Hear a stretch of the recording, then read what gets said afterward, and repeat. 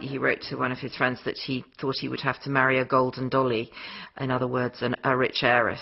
Newstead Abbey is financially draining on him. Nevertheless, he didn't behave well in relation to Newstead. He didn't look after his tenants. He wasn't a shrewd estate manager.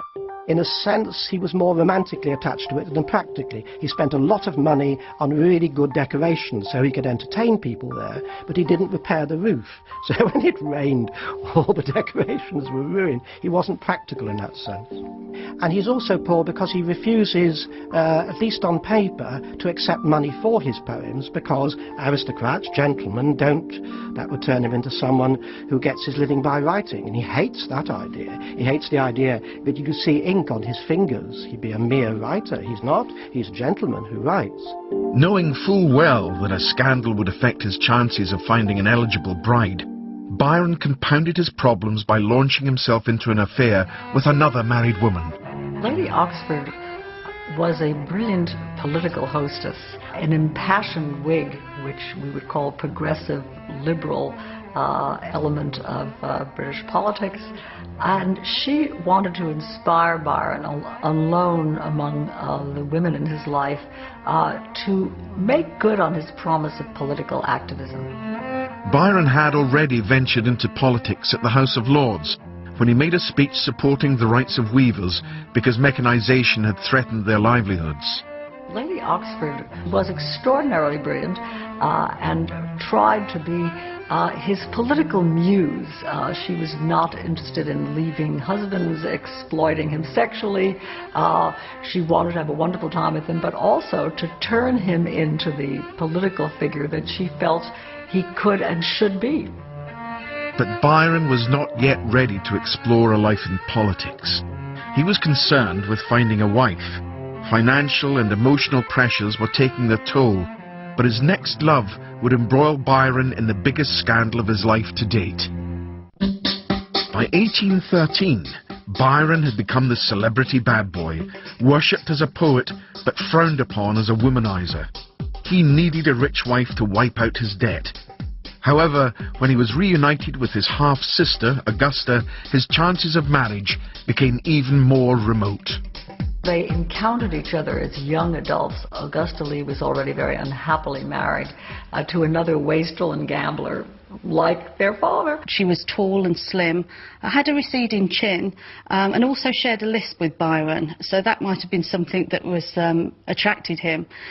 They shared good humour together, and she had a talent for mimicry, so she could actually make him laugh. Augusta Leigh was, in my view, the love of his life. She was the only one that he ever felt who understood him, that had that kind of maternal quality of all forgiving and unconditional love.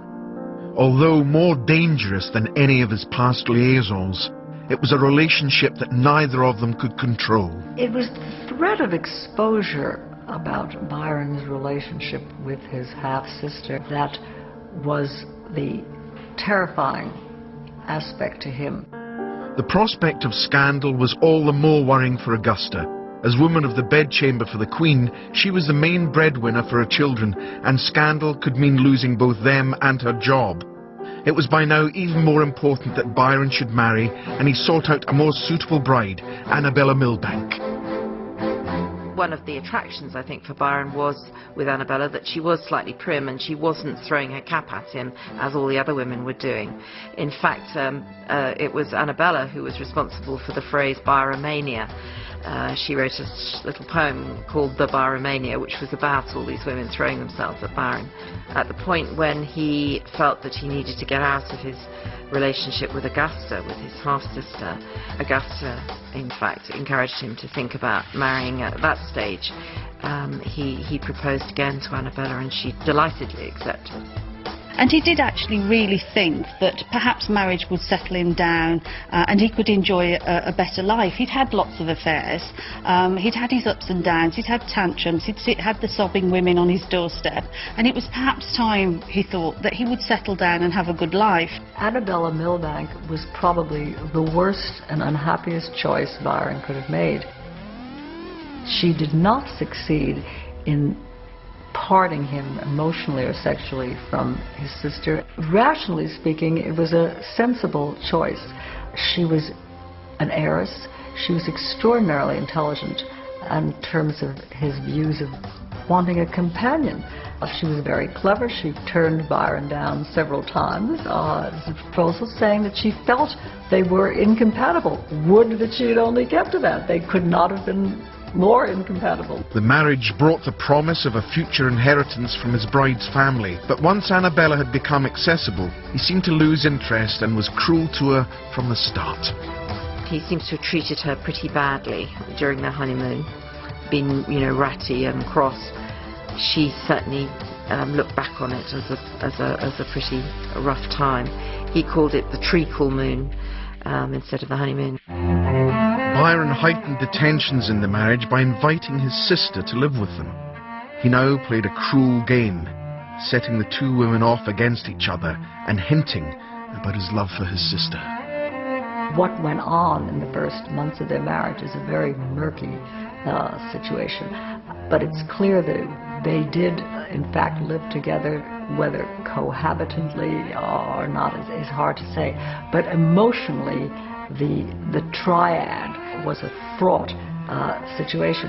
What brought the relationship and the terror of exposure to its denouement was that when Annabella produced their child, a daughter, the responsibility, the sense that he was now had entered into a separate and independent state of marriage, his indebtedness, he seems to have completely unhinged. Byron, in the time when he was married, 1815 to 1816, I think was in the most wretched period of his life, where I think he drank a lot, he was worried by money, I think he was neurotic. I don't think he was technically manic-depressive, but he's closer to that kind of diagnosis at that period in his life than any other.